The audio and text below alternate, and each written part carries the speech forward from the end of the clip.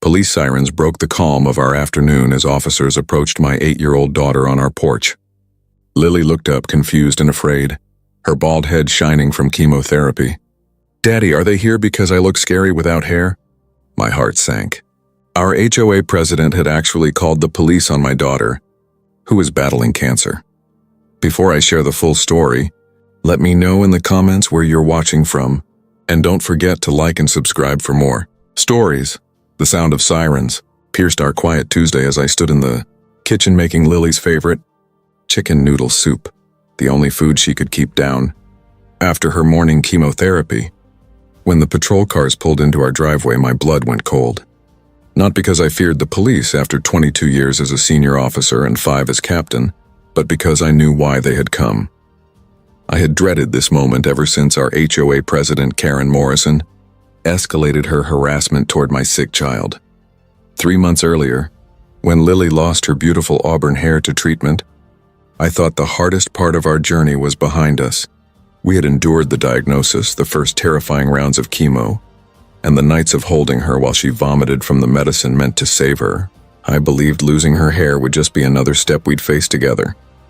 I was wrong. The hardest part wasn't the cancer itself. It was the people who tried to make her ashamed of surviving it. Looking out the window, I saw 2 patrol cars, lights flashing across the neighborhood, making it look like trouble was brewing at our house. The officers were heading toward the porch, where Lily sat on her swing wrapped in her favorite pink fleece blanket from her grandmother. Her pale, bald head caught the sunlight as she stared at the officers, her big brown eyes filled with confusion. Behind them, like a director pulling strings, stood Karen Morrison, our HOA president. For months, she had turned our lives into misery. Karen, perfectly dressed in her business suit, glared at my daughter as if she were guilty of something. This was the same woman who had sent us 47 violation notices, who had taken pictures of Lily on the porch and circled her bald head with a red marker as evidence, and who had even suggested we move to a different community. Now she had gone so far as to involve the police. I opened the door just as Officer Rodriguez, one of my subordinates for the past 8 years, walked toward Lily, his face a mix of concern and confusion. Behind him, Officer Martinez looked equally unsure of why they'd been dispatched here. "What's going on?" I asked, though I already knew. Rodriguez's eyes widened in surprise when he saw me. "Captain Stevens, I didn't realize this was your home. Dispatch told us there was a disturbance involving a minor causing a public disruption." His words trailed off as he looked at Lily, then back at me. His expression shifted from confusion to disgust as he realized the truth. Karen stepped forward, clutching a folder like it was proof of wrongdoing. Her voice was loud and sharp. "This child has been violating our community's appearance standards. She refuses to wear proper head coverings, and her disturbing appearance is lowering property values and upsetting neighbors." The world seemed to stop. She had truly called 911 because my daughter, an 8-year-old fighting leukemia, was bald. "Daddy," Lily whispered, her small voice breaking through the noise. She tightened her blanket around her frail body. "Are the policemen here because I'm sick? Because I don't have hair? Did I break a law by having cancer?" My heart shattered. My brave daughter, who had endured half a year of chemotherapy without complaint, thought she was in trouble for being ill. I knelt beside her, ignoring the officers and Karen's rant. "No, sweetheart. You've done nothing wrong. Being sick isn't against any rules. You're strong, you're beautiful, and I'm so proud of you." Her eyes filled with tears. "Then why did the mean lady call the police on me?" "She told Mrs. Johnson I look gross. She said bald kids make the neighborhood look trashy, and that normal families don't want to live near us. She told me if I don't wear a wig or hat all the time, she'll make us move." Lily's voice broke as she added, "I tried to wear the wig, Daddy, but it's itchy and hurts my head. I don't want us to leave our house." I looked at Karen and felt something I had never experienced in my years as an officer. Not just anger, but a protective fury. This woman had harassed my sick child for months and now dragged police into it. Turning to Officer Rodriguez, I asked firmly, "What exactly did dispatch tell you about this call?" He shifted uncomfortably, glancing between us, his face reddening as he realized what he had been sent to respond to. "Dispatch reported a minor child causing disruption," he admitted, clearly beginning to understand the truth.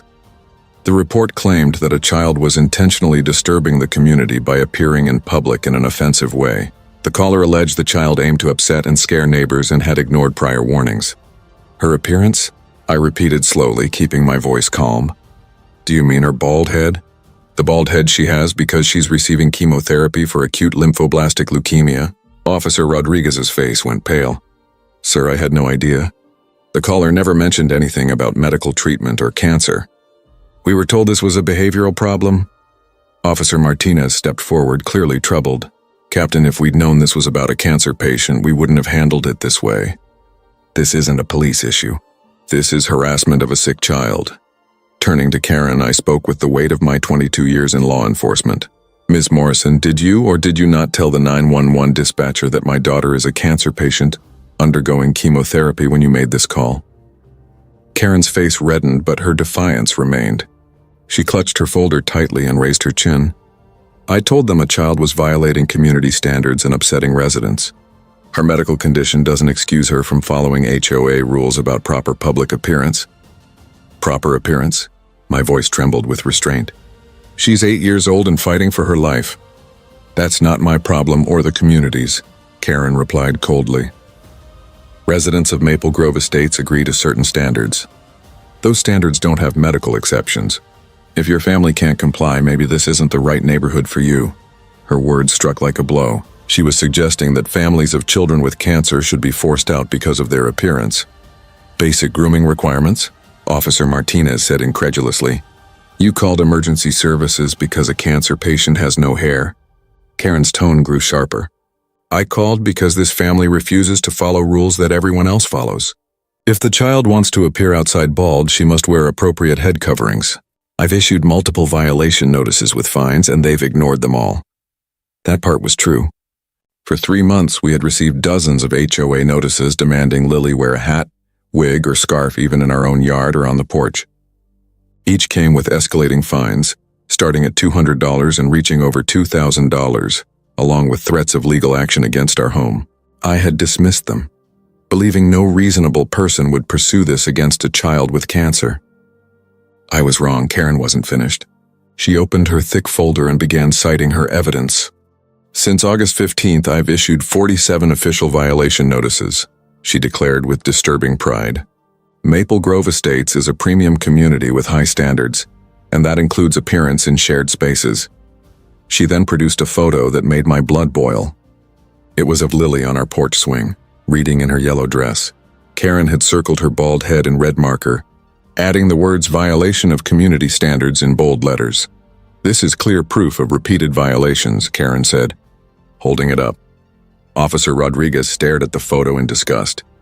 You took pictures of a cancer patient and marked up her head like she was some sort of offender? I documented a violation of the covenant, Karen replied defensively. Proper documentation is required. You stalked and photographed a sick child, Martinez said firmly, then defaced her picture to use against her. I took the photo from Karen and showed it to Lily. Her eyes widened. Sweetheart, did you know this woman was taking pictures of you? Lily shook her head, tears beginning to fall again. No, Daddy, I was just reading my princess book. I didn't even know someone was taking pictures. Why did she draw on my head? Why does it look like I did something wrong? The innocence in her words and the confusion over why an adult would target her simply for being sick was heartbreaking. This woman had been stalking my daughter, taking photos and turning them into weapons against our family. Miss Morrison, I said firmly, my police captain voice leaving no room for doubt. Are you aware that what you just showed us amounts to stalking, harassment of a child, filing a false police report, and possibly violating federal disability protection laws?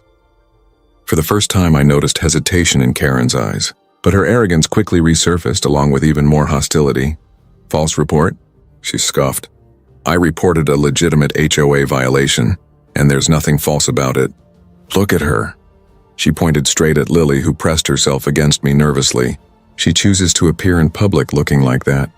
It's disturbing to other residents, especially children who see her and get upset. Like what? I asked, my tone sharp. What exactly does my daughter look like, Miss Morrison? She looks sick. She looks wrong. She looks like someone who doesn't belong in this neighborhood, Karen said, her mask of politeness gone. Normal children have hair. Normal children look healthy. Normal families don't make everyone else deal with their medical problems. The silence that followed was heavy. Even Karen seemed to realize she had exposed her true feelings, that she believed sick children were unwanted and unworthy of compassion. Officer Rodriguez shook his head in disbelief. "Captain, what do you want us to do? Because this doesn't sound like a community standards issue. It sounds like hate toward a disabled child." Officer Martinez nodded. "Sir, this isn't just a complaint. This is harassment and discrimination." I looked down at Lily, who was listening with wide, frightened eyes. She had endured so much. Countless doctor visits, painful treatments, nights of nausea from chemo, and watching her beautiful curls fall out in clumps. Through it all, she had shown courage most adults never could. And now this woman wanted her to feel ashamed for surviving. "First," I said with authority, "document everything Ms. Morrison has said. Every word, every photo, every violation notice. This will be used as evidence in multiple criminal cases." "Now hold on," Karen cut in, her confidence slipping. "I have every right to enforce HOA rules. This neighborhood has standards we all agreed to. Being sick doesn't mean you get to ignore them." "You're right about one thing," I replied, stepping closer. "No one gets to ignore rules, but you're confused about which rules matter." I pulled out my phone and opened the file I had kept with months of photos of her violation notices. "Let's review some of your so-called enforcement. Miss Morrison, you told 911 dispatchers that a child was causing a disturbance. You left out the fact that the disturbance was a cancer patient's medical condition. That is a false report meant to misuse police resources and harass a sick child." Again, Officer Rodriguez shook his head. "Captain, what's the next step?"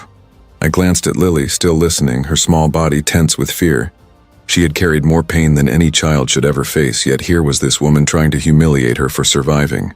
"Document all of Ms. Morrison's statements," I instructed. Then explain to her the legal consequences of filing false reports and targeting disabled individuals. "Wait a second," Karen broke in, more defensive than before. "I'm allowed to enforce HOA rules. Everyone here has to follow them. Being sick doesn't mean exceptions." That was the breaking point. "Lily, sweetheart," I said gently, "go inside with Officer Martinez. He'll show you his police badge collection while Daddy finishes talking to this lady." Once Lily was safe inside, I turned back to Karen Morrison with the authority of 22 years in law enforcement. "Miss Morrison, let me make this clear. My daughter has acute lymphoblastic leukemia. She has been undergoing treatment for 6 months. Do you understand what that means?" Karen folded her arms, unbothered. "It means she is not just sick. It means she is 8 years old fighting for her life. She has gone through chemotherapy that would overwhelm a grown man. She has lost her hair, her strength, her childhood, and some days even her hope. And now you want to make her feel ashamed of surviving." I stepped closer, lowering my voice but sharpening the tone. "It means when she sits on this porch, the only place where she feels well enough to breathe fresh air, she should not have to worry about someone trying to make her feel like an outcast." "I'm not making her feel like anything," Karen argued. "I'm simply enforcing the community standards everyone agreed to when they moved here." "Community standards?" I repeated, letting out a humorless laugh. "Show me the HOA rule that says cancer patients cannot be bald." Karen opened her folder of papers nervously. Section 4.3 states that residents must maintain appropriate grooming and a professional appearance in all common areas. That section refers to things like overgrown lawns or peeling paint, not medical conditions. What you're doing is harassment against a child with a disability. "She's not disabled," Karen insisted. "She's just sick. Cancer is legally recognized as a disability," I reminded her. "What you've been doing for the last 3 months is targeted harassment of a disabled minor." For the first time, Karen's confidence wavered, but she quickly tried to recover. "Well, your lawyer can argue that in court. Until then, the HOA rules apply and I expect compliance." "Actually, Ms. Morrison," I said firmly, "you're not heading to court. You're going to jail." Karen blinked in disbelief. "Excuse me?" I turned to Officer Rodriguez. "I want her arrested for filing a false police report, harassment of a minor, and violating federal disability protections." "You can't arrest me," Karen protested. "I'm the HOA president. I was just doing my job." "Rodriguez," I asked, "what's the penalty for filing a false police report?" "Up to 1 year in jail and a $5,000 fine, sir." "And for harassing a disabled minor?" "That's a felony." Up to 5 years, Karen's face went pale. This is ridiculous. I'll call my lawyer. You can call from jail, I replied calmly. Officer Rodriguez, read her rights. As Rodriguez began, Karen finally cracked. Wait, this is a misunderstanding. I didn't know. I was just trying to protect property values. By targeting a sick child? I asked. I wasn't targeting anyone. I was enforcing rules. I pulled out my phone, showing her the photos of every notice she had sent us. Let's review your enforcement. September 15th, you wrote, the minor child residing at 1247 Oak Street continues to appear in public areas with an inappropriate, bald appearance that negatively impacts community aesthetics. Karen shifted uncomfortably. September 22nd, you issued a final warning about her so-called disturbing appearance, threatening legal action if it continued. I looked at her directly. Deliberately disturbing appearance? She's bald because of chemotherapy. October 3rd, I continued. You sent a photo of my daughter sitting on our porch. You circled her head in red marker, labeling it as evidence of a violation. Rodriguez stopped mid-sentence, staring at Karen in disbelief. You circled a cancer patient's head in a photo? October 10th, I went on. You threatened to put a lien on our house if we didn't correct the violation within 48 hours. And on October 15th, my personal favorite, you wrote, the bald child's presence in common areas continues to disturb residents and create an unwelcoming environment. Consider relocation to a community more suitable to your family's situation. The silence afterward was heavy. Even Karen seemed to realize how her words sounded out loud. You told us to move because our daughter has cancer, I said quietly. You suggested a family fighting childhood leukemia should leave because her appearance offended you. At that moment, Officer Martinez stepped outside looking shaken. Captain, your daughter just asked me if she's going to jail for not having hair. She wanted to know if being bald is against the law. That was the breaking point. I turned back to Karen Morrison, speaking with the full weight of a father and a senior police officer. Ms. Morrison, you are under arrest for harassment, filing a false report, intimidation of a witness, and violating federal disability laws. You have the right to remain silent, and I suggest you use it. As Rodriguez cuffed her, Karen finally realized the seriousness of her actions. Please, I didn't mean... I was just upholding standards. No, I said firmly. You were trying to intimidate a child with cancer, and you chose the wrong family. The story didn't end there. That evening, after Karen had been booked and processed, I sat down with Lily for one of the most difficult talks of my life. Daddy, she whispered, curled up in my lap, wearing her favorite princess pajamas. Am I really scary because I don't have hair? My heart broke again. Oh, sweetheart, no. You are the most beautiful girl in the world. Having no hair doesn't make you scary, it makes you strong. You're a warrior, the bravest one I've ever known. Your hair fell out because you're fighting bad cells in your body. The medicine fighting them is so strong it affects your hair too, but that means you're winning. Lily touched her smooth head and thought for a moment. The other kids at the hospital don't have hair either. Are we all warriors? Every single one of you, I said. Then why did that lady think we look bad? She asked. I searched for words an 8-year-old could understand. Some people don't realize that being different doesn't mean being bad. That woman was afraid of what she didn't understand. Instead of learning, she tried to push it away. But Daddy, I can't make my hair grow faster. The doctor said it might take a long time. That's perfectly fine, I assured her. You don't need to change anything about yourself. The woman was wrong and she's going to be held accountable. In the days that followed, Karen's arrest became local news. The story of an HOA president calling police on a young cancer patient spread quickly, sparking outrage across the community. The headline, HOA Karen calls police on bald cancer patient, went viral online. The response was overwhelming. Hundreds reached out to support Lily, including childhood cancer survivors who shared their experiences. A local wig company offered to donate high-quality wigs, not because she needed to hide, but so she'd have choices. But Lily surprised everyone. At dinner one evening, she said proudly, I don't want to hide my warrior head. I want other kids to see that warriors don't always have hair. Our community came together in ways I never imagined. Neighbors who had stayed quiet out of fear of Karen finally spoke up, sharing their own experiences of harassment. We learned Karen had a history of targeting anyone who didn't fit her narrow idea of a perfect neighborhood. She fined a veteran with PTSD for an unkept lawn during a tough period.